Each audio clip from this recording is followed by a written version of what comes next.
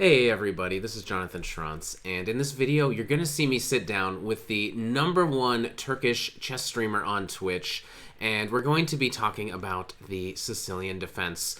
Basically what you're going to see is we're going to go through some of the beginner tactics, a lot of the sidelines that you can play, and then ultimately we're going to be talking about the Sicilian Dragon. But before we jump into it, I just wanted to give a big shout out to Naycir. I was really happy to sit down and give her a beginner lesson here.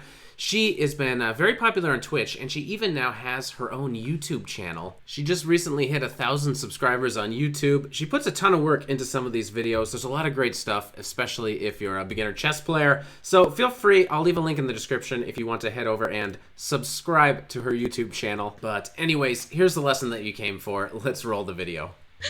Well, awesome. Yeah, so what we're going to be doing, here's the plan. We are going to be discussing the Sicilian Dragon. So essentially, we're going to be going through... do you actually have any experience playing the Sicilian?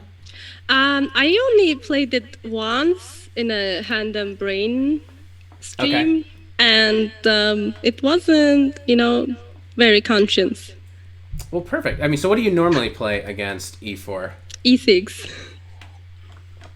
Perfect. So actually, there's a lot of lines, especially if you play the Sicilian, but you play an E6 Sicilian. There's like a ton of lines that actually might be a lot more familiar to you than the Dragon. Mm-hmm. But in a way, this will be good because we'll kind of take a look at something that's quite a bit different. So the point of C5, I guess we're hopping right into it. We're going in hot. Mm-hmm. And for my own personal needs, I'm going to make sure this is promoted as our main line here. So this is the Sicilian. Mm-hmm. And if you've never seen it before, the basic point is... And the reason this is going to be a more aggressive opening than, say, if we had played pawn to e5 on move 1 is we're imbalancing the position on move 1, so it's a real fighting, combative opening. And we're fighting for the d4 square. So now if white actually wants to play d4, they're going to have to do it at the cost of giving up a center pawn for our side pawn. And most people, this is possible too, of course. Most people do it with the intention of playing the Smith-Morra, which is a gambit, which you should take on d4, and then critical is actually taking, but you can do other stuff. You can just keep developing. There's like a lot of other things, but I would say you just want to take it and play the gambit this way.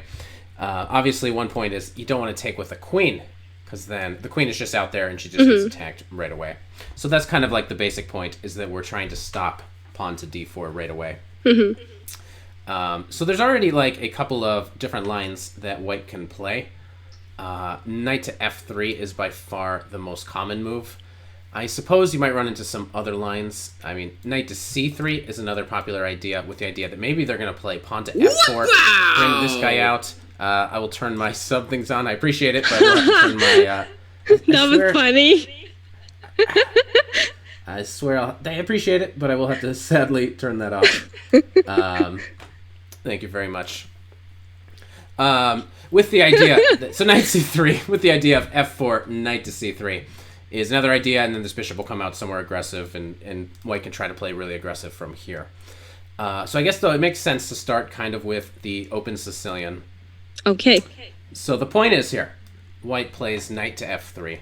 And the idea behind this is that white is still intending on playing the move pawn to d4, but after we capture, they want to be able to recapture with a knight, not a queen. Because if a knight ends up on d4, it's not going to be a big deal, even if black brings out a knight to attack it. For example, let's just show it on the board. If the knight comes out and gets attacked, it's not such a big deal, because, that's 3 for 3. And here black would not ever want to take that knight.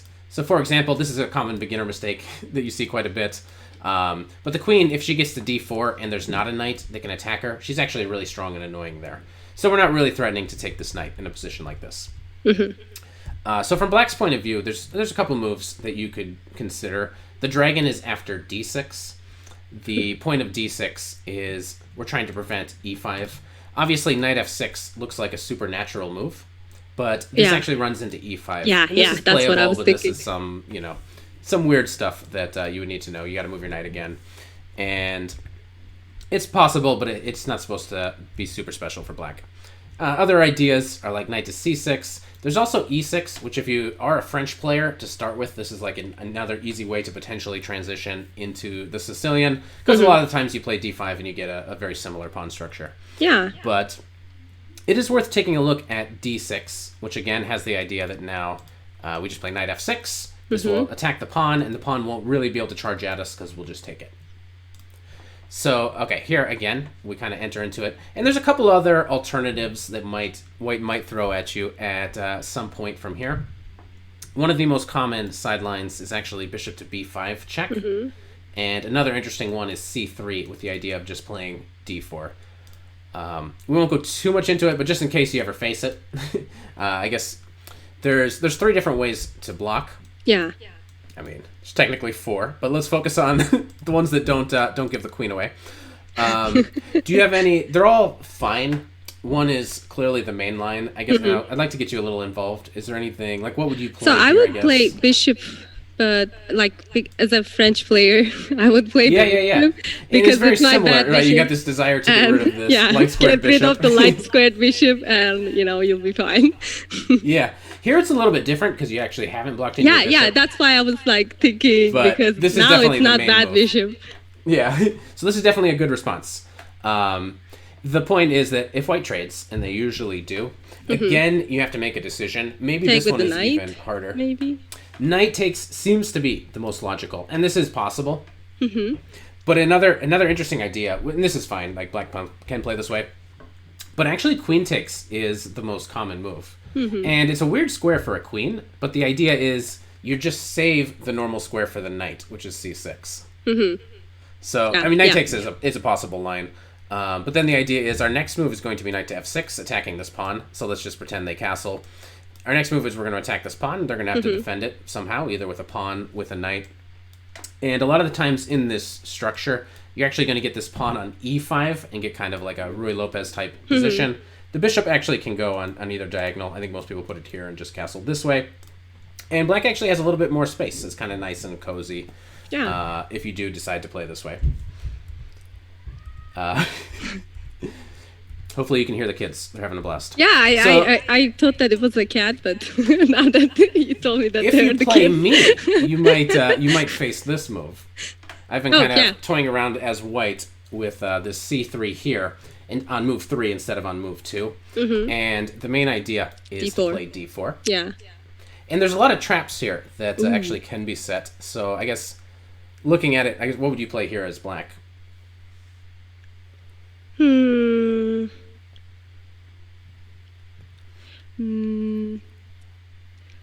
I definitely have a choice here. One would be knight to c6 or maybe queen to...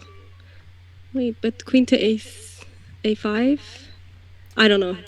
This move is actually a very interesting move. I don't think it's not necessarily good, but I guess your point is that if I play d4, my c pawn is banned? Yeah. But then the knight comes in and it's a nasty situation, and I don't like it. And then take back with the knight. Yeah. Although, yeah, it's an interesting idea because my whole idea is to actually get the pawn to d4. So it's interesting, and so I have to decide. I can play d4 and take back with the knight. This is probably fine. I also can just say, queen, what is she doing there? I'm going to play bishop e7, castle, and only then playing a d4 is another possibility as well. So this is interesting. It's not necessarily the best. I would always kind of rely on the principles, trying to get developing moves in. So to my mind, the two most natural moves are one of the knight moves. Generally, you get your knights out before your bishops. So knight f6 has the advantage of attacking the pawn and hopefully falling for my trap. Ooh. And then there's knight c6, which has the idea of preventing some of my tricks and also just kind of fighting for that d4 square.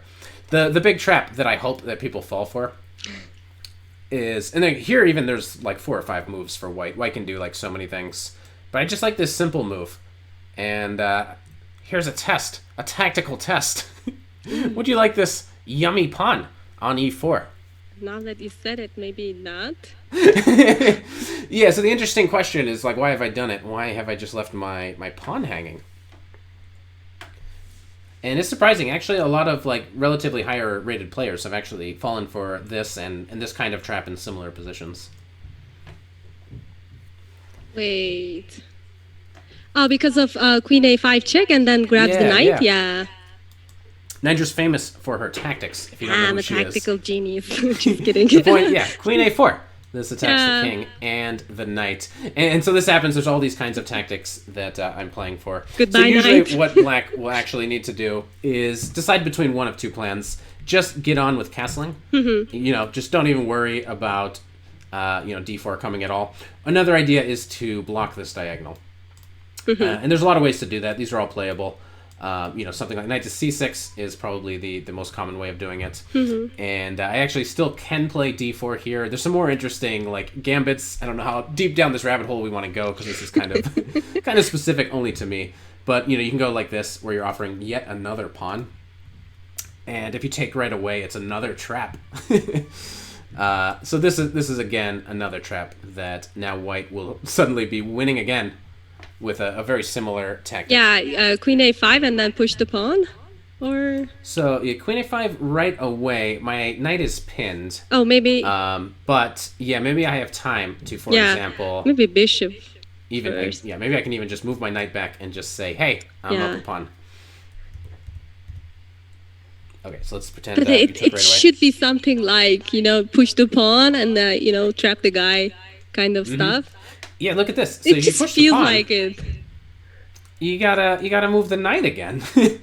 And there's not a lot of squares, so let's just say I go back.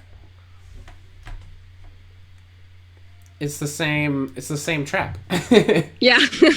So yeah, it's the same trap. So this catches a couple people off guard. That's why I kind of like it. And it gets even trickier. Black can actually take here. Let's compound. Let's go to trap number 3. Now black actually can take it. Because if you go here, what does black do? I guess we can give a check. Is that what we can do? How does black get out of it? Give a check. And here, white can actually do a lot of different things. It's weird looking at it from the other side. So easy to play as white. But knight to c3. And you get another interesting position where obviously this is like, I'm allowing you to capture. And we get this weird position where, again, black could easily mess this up. Or, sorry, white, again, it's like if you take here, now white wins again. It looks good. You're in check. I'm attacking your rook. Ooh, obviously, my knight's hanging. Is that like, wait, where do you go?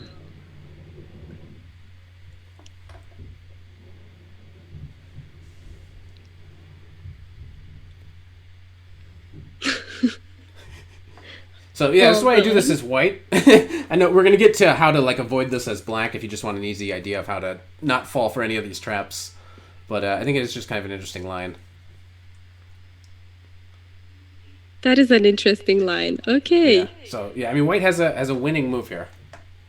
White in has check. a winning Rook is move. hanging. Okay, rook You is gotta get out of check check. and save your rook. Okay, I would play like bishop to d2, I guess, but I'm not sure if and it's this wins for white because now there's 2 pieces hanging. Yeah. So move the queen wherever you want, and then you lose a knight. Yeah. So, So probably the best way, if you do end up facing this, there's actually more traps out. It just keeps going. It's relentless. He likes his trap. But we can cut it here. So the idea is the first trap to make sure you just don't fall for is don't just take this pawn because there's this queen check. If you don't want to go in for any of the nonsense, actually you can avoid this move. Just go get castle. Play g6, bishop g7, and castles. And there's not like all that much. Stay by the principles. So that's just something to be aware of. If you play me, don't get trapped. But most I'll play people, the French. yeah, the French avoids a lot of these. Just a lot of traps. The French is very safe at the beginning. Yeah. We're gonna get into some murky, scary stuff here, like the open Sicilian. Ooh. Very scary. So of course we should take, and they will probably take back with a knight. Taking back with a queen actually is a move. It's a very interesting idea. Not so many people will do it, but I guess we ought to examine. We've started with sidelines, not quite to the dragon yet. But this is the check over variation. And the main idea for white is that after a move like knight to c6, attacking the queen, white's idea is to develop very quickly. So something like bishop to b5, pinning the knight. If we unpin, white actually is willing to give up the bishop we just take it back. Mm-hmm. And the idea is white is going to get another piece out, and then we'll have 3 pieces out to our only 1 piece. Mm-hmm. C4 is possible, but knight to C3 is what you can kind of expect. So it's some position like this, where white gets all of the pieces out, castles on the queen side, whatever black does, brings in the rooks, and then just tries to argue they're going to have some sort of initiative right here in the middle game. So typically, if you do face a position like this as black, you know, you're going to get castled and whatever. It's an opposite side castling situation. And then we're going to be doing a lot of that, especially when we get into the dragon. There's going to be a ton of opposite side castling situations where, in general, white is going to want to chuck all these pawns at us and just come at us, just relentlessly checkmate us. And by a similar token, we're trying to get all of our pawns up here, often just sacrificing pawns to try to open up the structure. If we can trade these 2 pawns for these 2 pawns, we basically win as black. And long-term, black's doing well because you got the 2 bishops. So, you know, white will do some sort of plan like this. In general, whatever we decide to do, you know, they try to go here to at least get, like, the bishop pair back or something. And it's interesting. It's not necessarily an advantage for white, but it is a really easy way for white to play as well. But it's not very common, so I don't expect that you'll actually see it very often. But it's just nice to know what the kind of the normal ideas are. But, okay, we come back to the normal open Sicilian. Mm-hmm. And black here has 1 automatic move. I guess what would you play here as black? Knight c6. Knight c6 is possible. The one reason some people actually avoid playing knight c6 right away is that it gives white 1 additional option. Mm-hmm. And it's this idea of setting up the Maraxi bind. Oh, I heard that. I don't know if you know about the Maraxi bind. Yeah. It actually is pretty annoying. So this structure usually is pretty good for white. I always try to avoid it. It's possible. A lot of good players have done it. But usually you're sitting there passive as black, trying to find a good plan. The problem is, really the only way of busting out is going to eventually be on the queen side, whereas white is going to end up getting a lot of space on the king side, always threatening to come at you and checkmate you. It's just, in general, this is a structure that I try to avoid as black. Not saying it's 100% wrong, but it's just really passive and not necessarily the best way for anybody that's trying to win to play. So there's a good move here of actually preventing the opponent from playing pawn to c4. Wait, hold on. I was just trying to send the analysis board to the chat. Oh, sure, yeah. And for all the chat, yeah, we're almost to the dragon. We'll let you know when we get there.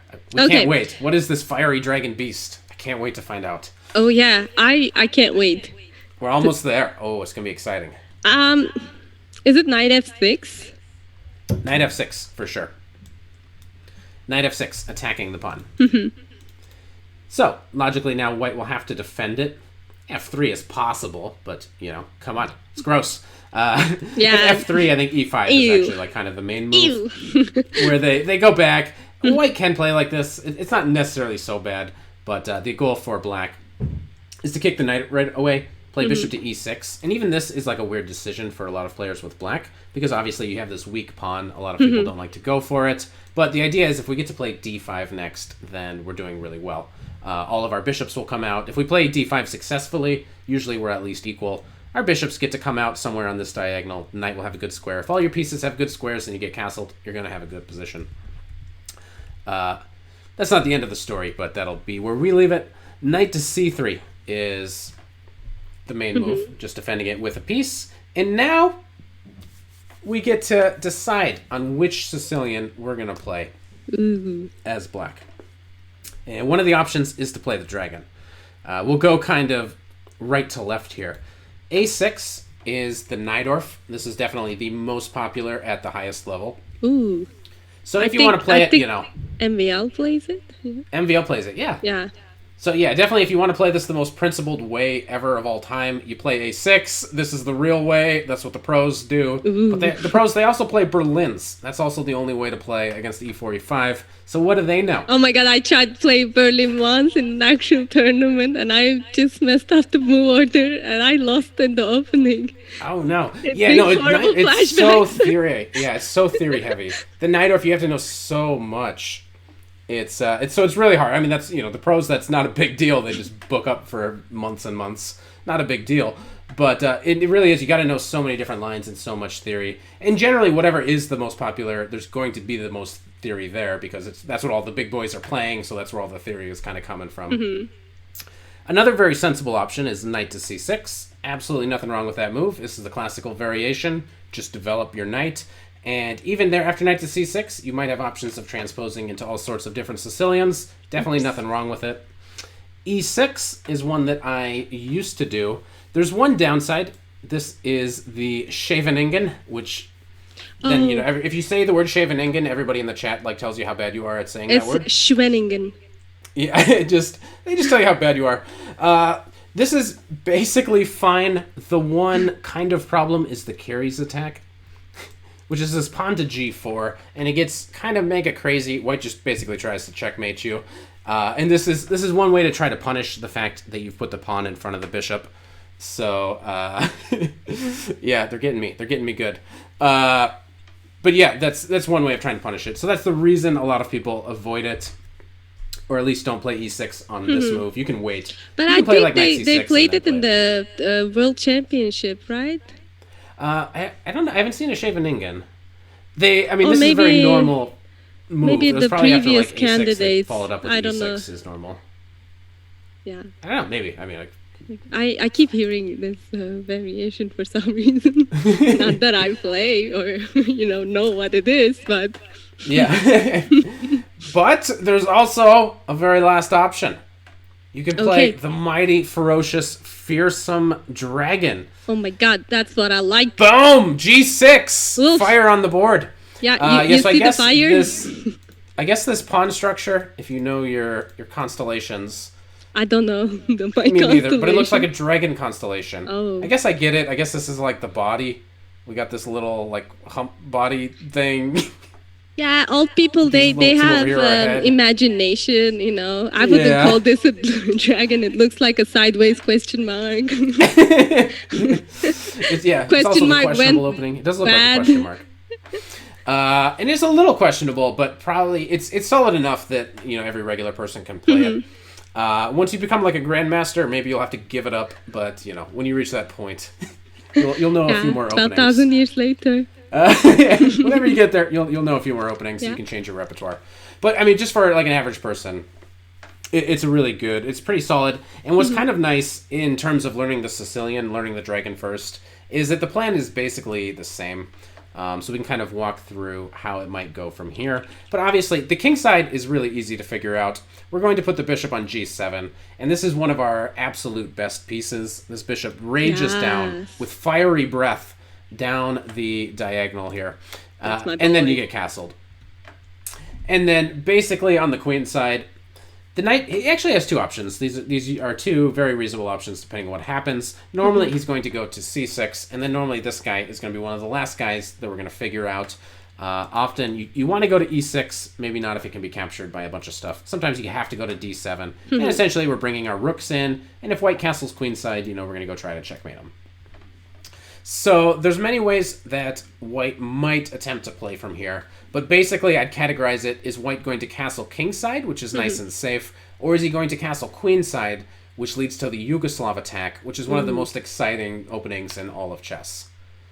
All of chess? Yeah, it really is. It gets so crazy and complicated where you're sacrificing material. Both sides are trying to checkmate each other. You get these epic races. And really the best way to kind of learn it is to get it on the board and then actually play a whole bunch of games over and over and over. And just try from both sides, because it's usually just whoever is more fearless, who's ever willing to sacrifice the most, usually gets rewarded in a line like this. So, okay. Well, that's not the case for me. So, yeah, bishop e2 and castles is one possibility. The fun stuff is after bishop to e3. Bishop to e3. And the idea is white is going to be bringing the queen up, castling on the queen side, usually playing f3 at some point to prevent knight to g4. There is a couple things you need to be careful of here. I guess I'll present you with a couple options. Would you play bishop to g7? Would you play knight to g4? Would you play knight to c6? I mean, bishop to g7 looks natural because, we prepared that little space for the bishop, and now we're ready to castle and stuff. And I would play bishop to g6. I mean g7, like without even thinking, I guess. Yeah, awesome. Because this is actually the best move. There is one Ooh. little trick. Little trick. Yeah, this is actually a huge blunder by black. So a lot of people do this because it attacks a bishop. And in a lot of openings, when there's a bishop on e3, you just play knight to g4. And I know, I mean, at least I was looking on in a database, at least like 1,000 amateurs have fallen for this. So it's not necessarily so easy to see what white plays here. This is kind of like a tactics. We're mixing opening theory with also learning a bunch of beginner tactics. Yeah. So I just when I know of a few opportunities, I suppose it's worth trying to see how does white actually win here. You mean winning? White is winning. Oh my God. Absolutely winning. I mean, the giveaway is that the white's light square bishop is like bare open, and the black king, is right there, and there are like 2 knights protecting the same square, and maybe hold on, it wins. Wait, what does it win though? Like, bishop b5 check, knight c6, and then do you take it with the knight? Yeah. Boom. This just wins for white. Oh, because after pawn takes, there's a fork. Boom. Boom. Got him. Always a move short. Always a move short. I'm so unhappy. After they block, you just take okay. This guy. Now there's another interesting option. Okay, so what if I see that? Okay, I see that. Okay, I got another idea. What if I block like this? Bishop to d7. Just blocking. Okay.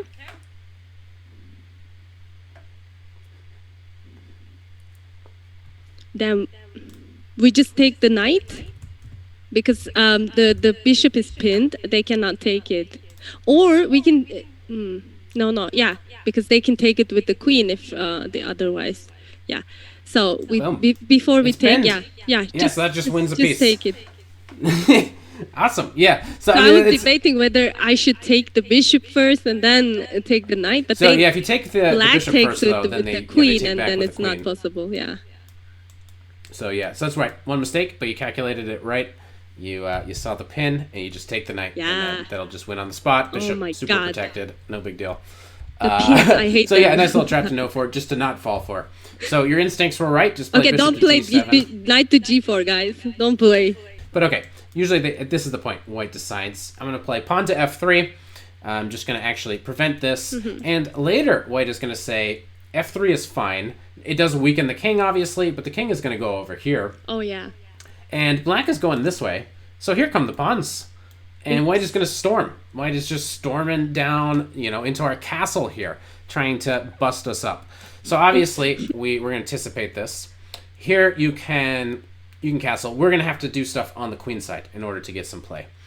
Castling is the most common move. You can make some argument that knight to c6 is a little more accurate. You're just waiting, not telling white where you're going to castle. But most people decide to castle in this position. White plays queen to d2. Black I already forgot plays the moves. knight to c6. And it's actually important. One idea that we're trying to do here as black is we want to play the move pawn to d5. But the problem is, if we do it right away, this pawn can just move and attack our knight. So one of the main purposes of knight to c6, obviously we're super happy if they want to go here and open the b file.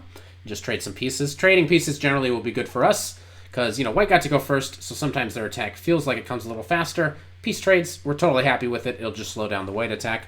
But one of the key points is we're protecting this e5 square, and we want to play the move pawn to d5.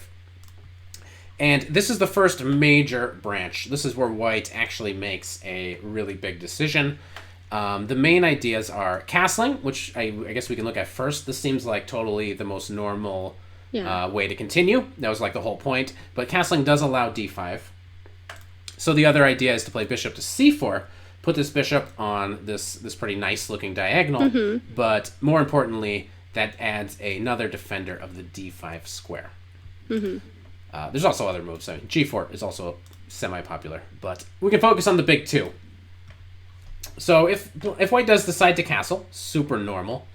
I guess what would you play here with the black pieces? I think I've given it away, but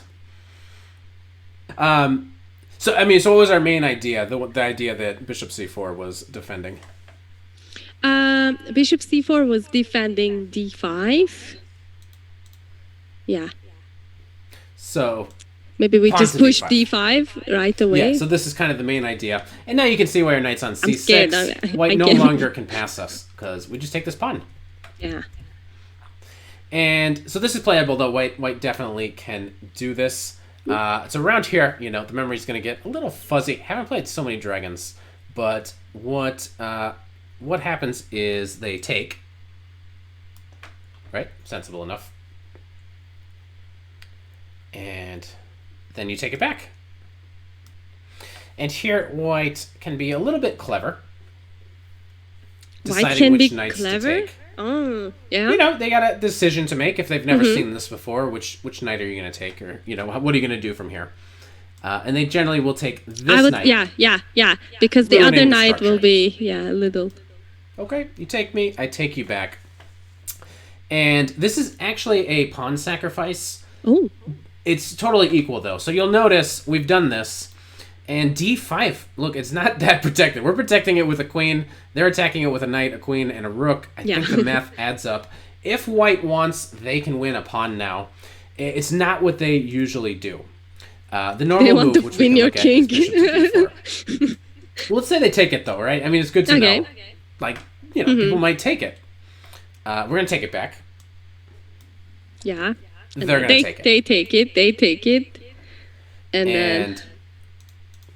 What would you do here as black? If you take the queen, rook takes it, and they have a lovely place. Right, yeah, this looks horrible. So this just looks horrible for us. We're down a pawn.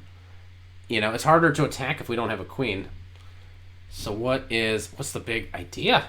Oh, rook's hanging. Oh, man, looks dreadful. What are we doing here? Or maybe, wait. Bishop d6. Attacking the queen and opens up the queen's defense for the rook. This actually might be possible. Yeah, so the idea is you're allowing this trade. You're kind of on this. You have some pressure. I guess it does give white, though, a lot of time to kind of get the stuff out. Oh my god, did you hear the sound? Or even a not-so-good square. He's a pawn up. And you're probably... Ooh, you might be actually threatening to take this pawn, though. Yeah. So... Yeah, it's a question of can white actually stop you play a move like this? Maybe they can. Not entirely convinced. It might be possible because white has made a few weaknesses. Yeah, I just don't like the soul pawn on a7. And so here's where we have to be kind of tactical and aggressive yet again. Aggressive. The main move is actually queen to c7. Queen to c7. And white. So I guess the point is that if they take your rook, which they don't do. Okay. Why? Who knows? I have a guess, though. My guess is black would play here. And now we threaten checkmate and the queen. So they'll probably have to give the queen up. I assume we take with the king. Maybe we take with their bishop, but the bishop's looking pretty nice. And, white actually is up material here, but this is supposed to be pretty deadly, because our bishops are so great. And we're going to be able to continue to make threats against the king side. Always watching out not to get back rank checkmated. What I know of this line is that white actually usually plays here. Interesting. Not grabbing the rook. And then, you move away. You play a big game of, you can't catch me. I think it goes something like this. Probably. No, you go here, I think. And then they go here. They just keep insisting. Stuff like this happens, and you go back and forth. No, you hang up first. No, you try hang to avoid up things. first. If you ever get a free turn, then you get to start your attack. You get to put this rook here. You get to put this bishop here. And the fact that we're down a pawn is not even a big deal. We have all these open files. Our bishops are just going to be super stars. Right? And all of our queens and rooks, like literally every single piece is going to be coming at white. So this is supposed to be good for... At least good enough for black. Maybe white can play this way. But what they actually do is in this position. So just to remind you how we got here, we played d5. They took us. We took them back. They took our guy. We took them back. Here they are usually playing bishop to d4, and they want this dragon bishop. Yeah, they want our good bishops. That's what they want. That's what they want more than as our strongest Disgusting. piece in so many lines. You know, you put a rook here, you put a bishop here, you take that b pawn, and you just crush some people. Maybe the opponent's seen it before. And there's a couple moves here. I guess I'd ask you what you would play as black in this position. I mean, trading off it is a option, but would I trade? I wouldn't want to trade for my good bishop with the crusty so bishop. It's not the main move. I think it is a move. It's not the main move. There's also this trade, also not the main move. Yeah. I would play maybe knight to f6. So the main idea is to just not allow the trade. So if you're stubborn, I'm not going to allow the trade. How would you do it? And never push f6. It's not good. So yeah, never push f6. Ridiculous. Knight f6. Our opponent did it. We're not going to be like them. Yeah. Knight f6 is interesting. That does actually prevent it. Possibly though, not for long, because eventually white will start racing down the board. Possibly whenever they play here, the bishops are going to get exchanged. Okay. So there's a better move. And to chat's point, some people like Naycir maybe isn't going to remember all these moves and play this. No, never. That's not necessarily the idea. I mean, obviously she will 100% remember everything. But even if somebody else couldn't, it's still good to kind of just get into the ideas, even if you don't remember it all. Okay, but I play passive, guys. Don't worry. Yeah, she's got it, okay? Okay. Okay, it's not other takes. How do we do it? How do you do it? How are you going to stop? How do we do it? G7. There's a way. Oh. There is a way. If I... Boom. Boom. This is actually the main move for black. Okay. Attack the bishop. And that was the only move left. C5, where it appears to be attacking our rook. It certainly does appear to be attacking our rook. The main move here for black is actually bishop to e6, continuing to develop. And I actually looked in the master database. There's several hundreds of grandmaster games here. There's 800 grandmaster games here or so. And 0 of them continued with bishop takes f8. What? I was actually pretty surprised. It's not that horrible that maybe one person would try it.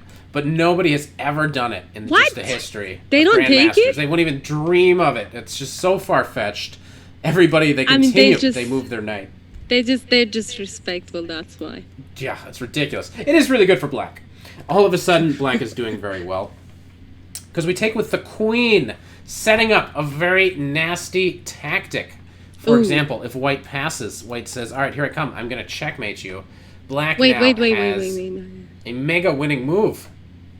Okay, hold on. Mamma mia. Hold on. There should be something. My spidey senses are tingling. Mega tricky move. And this one is... Oh my god, the pin the queen. Boom! Got her! Nice! Yeah. This is so easy to miss. And this actually occurs a lot in any one of these opposite side castling Sicilians. Oh my god, rip! You always got to pay attention to when this bishop is protected on h6, because white, whenever they castle queenside in these lines, they almost always have a queen on d2. So a very cool trick to know for sure, because that'll you can catch a lot of people sleeping. If you win a queen, usually that's pretty easy to win from there. So for that reason, so it's possible white could avoid this. I think still, what's the best move? The best move is here or something. King b1. King b1 looks like it would be the best move, but it's not. I think it's here. And then black can take back either way. The idea is now this is Wait, with a block. hold on. So because you can throw that in, and then I don't know. White continues to play very accurately, but this should be very good for black actually. Just even though we're down, our main points are we're again going to put rooks here. And the queen is going to go find somewhere to come over here on the queen's side where she's going to start making some pressure. And we want to get these pawns kind of up the board. Usually this will necessarily kind of force white into moving some of these pawns, and he doesn't have a dark squared bishop. So I guess I can make some, super fake moves here. Fake move. We want to do stuff like this, where black is forced to try to make some sort of concession in some sort of way, so we can sneak all of our pieces in and try to get a checkmate here. So, something like this is, that's our game plan. We want to win on the dark squares. We got the dark squared bishop. That's kind of the dream. I just totally missed that move, by the way. Maybe it's just shocking. Nobody would take that. And then boom. Easy. Okay, so players go like this. The game continues. It's obviously going to be very tricky. Here, black usually goes here, and I think the main plan from black's point of view, we save the rook now, but the rook actually goes on d8. So the main plan for black, white starts coming to checkmate you, and black will put the queen on c7, put this rook on d8, this guy most likely going on b8, and it becomes this attack that I think at some point, now or later, another way of continuing a lecture like this would be to kind of go back and forth and just keep playing these over and over. Yeah. I'm going to head back to just the main Yugoslav position. And so one way that we actually can get back to we can learn this position is to, first of all, let's try to make some better moves, is to just literally do them, play a whole bunch of practice games. So if you're interested, we can also do that after we look at one more line here. The main line is bishop to c4. This is the other main way for white to play. And this has the major benefit that you cut out d5. Yeah. So from here, black has a couple plans. They all start basically with bishop to d7. This is mostly because what else are you going to do with the bishop? You can't even put the bishop on e6 here because that's attacked twice. So this is mostly just to get out of the way. And after black castles, there's 4 or 5 different variations here. The theory keeps going. We won't go into all of them, but we'll kind of just think about some ideas. Most of the time, black is going to be playing rook to c8. There is the Chinese dragon. Which is rook to b8. I'm interested. Okay, yeah, it's rook to b8. Obviously one of the more interesting sounding ones. Sometimes you play b5 even as a pawn sacrifice. It's part of the idea. You're just going to play b5, let white take it with whatever, and just say, hey, I got a rook on the b file, and then hope to get a lot of threats. So that's obviously a very interesting one. The main way is rook to c8. And you're eyeballing this bishop. So it would be easy, again, for white to make a large mistake here. Okay, boom, here I come. I'm coming to get you. Here, black, again, has a winning move. You can exploit the fact that the bishop is loose on c4. Okay, knight takes d4. Boom. This is an awesome way to start. Obviously, if the bishop takes, the line goes pretty simple. Exactly. But the queen will take, I suppose. The queen will take. Yeah. And then...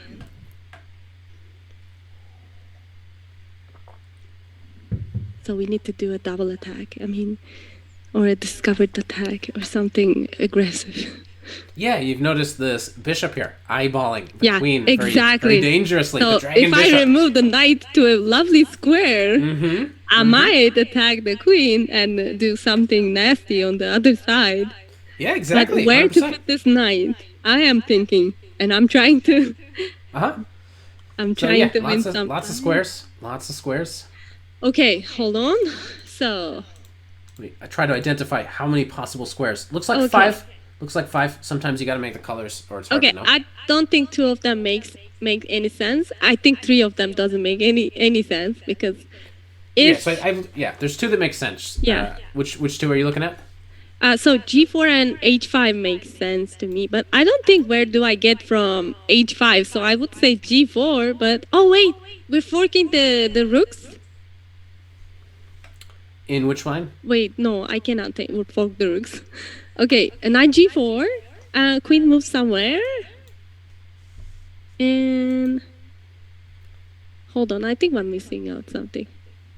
Queen goes there. Oh, I take the dark squared bishop and then I take the other bishop because the only defender of that bishop is the queen. There we go. Yeah, and this is actually a lot stronger than just taking on e4. Taking on e4 is also good for black. But knight to g4 is the strongest. This will just right out win a piece. So the queen is under attack. That's why our knight is not hanging. So the queen will need to go somewhere. She's probably going to want to stay connected to the bishop. And then you take the bishop. Easy. And now she takes, boom, we pick up a piece. And now black wins because you're up a piece. I mean, that's a bold comment, you know. I was up a Black piece is many winning. times. They may or may not win. So, okay, whenever we put this rook on c8, though, it is good to know we actually do have threats. White actually does need to somehow address this. Yeah. So, bishop to b3. And yet again, I think there's still, there's so many different moves for black. The main plan, which is good to know, both in this and we can take a real quick look at lines where they cancel kingside. The main plan is in this structure, just depending on which side, doesn't even matter if the king is on the other side. A very common maneuver is knight to e5 or knight over here. One of these squares, and then eventually putting a knight on c4. The knight on c4 is super powerful, and it's so powerful that white is probably going to have to take it with this bishop. They definitely don't want to part with the dark squared bishop. So it's a huge success if you put a knight on c4 and you get to take this guy, because then our guy becomes even stronger, and this is our strongest guy. Yeah. And essentially what happens from here is white comes at you, white comes to get you, and then as black, you move this knight out the way, and with some ideas of going here, and white tries to get you, you try to get them. At some point, obviously, right now this hangs a pawn, even though you can sometimes do it. But our ideas are to go like this. Our idea is to put a knight here. And I just will show this. I will show one other important kind of defensive idea as black. You can actually, when they play h4 in this kind of position, and this is where it gets kind of weird, you can actually make a pawn move on your side of the board and play h5. The idea is that this actually slows white's attack down more than it creates weaknesses. If you do nothing, white actually wants to play h5. Yeah. Take here. And it's easy. You go here, you take the dark squared bishop, you bring the queen in, and you give some sort of checkmate. So let's make a bunch of bad moves. Yeah. Oops. You know, let's ignore what black's doing. He's having a blast. We'll give him this one though. So here's what this is what white wants to do. Wait, but can you not take with the f pawn instead of h pawn? Yeah, black could have played a lot better. Yeah, you can also take with the f pawn, which taking with the f pawn also defends a little bit better because I'm so scared of the rooks but and the queen. That's obviously the worst player with the black pieces of all time. I don't know how they got this far into theory and then just started doing this. Oh my god! But the idea is you can play h5, which actually prevents white from playing h5. If white gets h5 in, it's supposed to be dangerous. Even if you take with your knight, usually they're just sacrificing. They're trying to open it up. Material just stops mattering at some point in this opening. You just go get them. Just throw it at them. If you're being more aggressive, probably you're going to win. Wow. But that essentially covers. It's pretty new for me. It's easy, it's so difficult to see that these squares are protected by the queen and the bishop. So the pawn storm actually makes sense, but it took me a while to I was like, why do we? Okay, it looks nice, but why? And then I realized that it's protected. I'm sorry. Well, yeah, no, but definitely. And then, so as a backup plan, it's so if you ever new just for me. This is a position that I probably have never seen me playing. If you've been playing a lot of Frenches and now suddenly you're switching to the Yugoslav attack, it's a little bit of a different world. Yeah. It took me a while to get used to the French, and I was right. And really, the only way to learn is to just keep doing it. Exactly. And probably what will really happen is even if you'll get a lot of the nonsense that we saw at the beginning. It's not nonsense, but the sidelines that we saw kind of at the beginning are probably what you're going to see a lot of. Probably, too, a lot of beginners will put this bishop on c4. Yeah. And the easiest way, if you're a French player, is just go back to this and eventually try to play d5 and just kind of laugh at the bishop. Nothing's really happening, just both sides. You just bring out your pieces, and you get castled. And you play the game, and you hope to play d5 in the future. So it's not super good, but a lot of beginners will do it. It's possible. It's also not like you can just refute it as black either, this bishop to c4 stuff. I think I definitely did this in the there's a lot of beginners will just play a lot of things like that don't actually make sense.